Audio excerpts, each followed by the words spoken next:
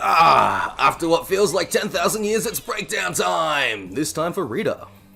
We open on a move called Pinwheel of Chaos. This appears to fly out a certain distance and then return to Rita.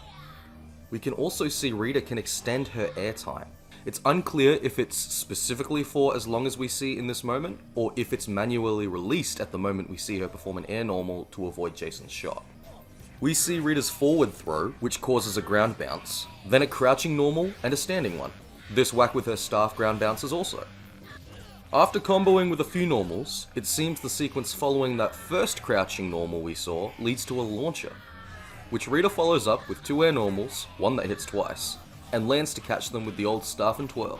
The twirl move causes a spinning knockback on airborne opponents, and crosses over, priming Rita for combo potential.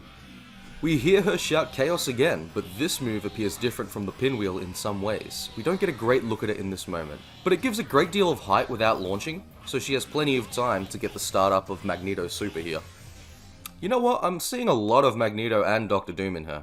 We see the twirl again, but she interrupts it early, preventing the crossover and causing a stumble instead. She uses the pinwheel to slowly but surely draw him in, and we also see the pinwheel has no active hitbox on the way out, only on the way back. Then she dive kicks. I told you, Doctor Doom. Planting her staff in the ground, she launches into a massive kick causing a sliding knockdown, before the scene transitions. We learn the purpose of shouting chaos is negating projectiles, and what happens next might imply using it to cause an airborne stun state? We see a new special move. She summons a putty a bit in front of her, just behind Adam. But the wind up on its swing is enough to extend backwards and catch him for a spinning knockdown. Ready for putty number 2 doing its Psycho Crusher, which causes a wall bounce. We see her EX move, which is a deadly looking ground wave. During this combo against Trini, Rita has time to lay some chaos before hitting to OTG with the pillar, stacking the damage. In this shot against Kimberly, we see the Pinwheel of Chaos with an altered trajectory.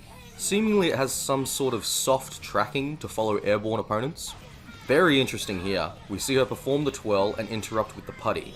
Even though the putty whiffs, it appears intentional, allowing Rita to capitalize on the stumble with a dash forward back throw. I'm affectionately calling this back throw Gravity. It also causes a sliding knockdown.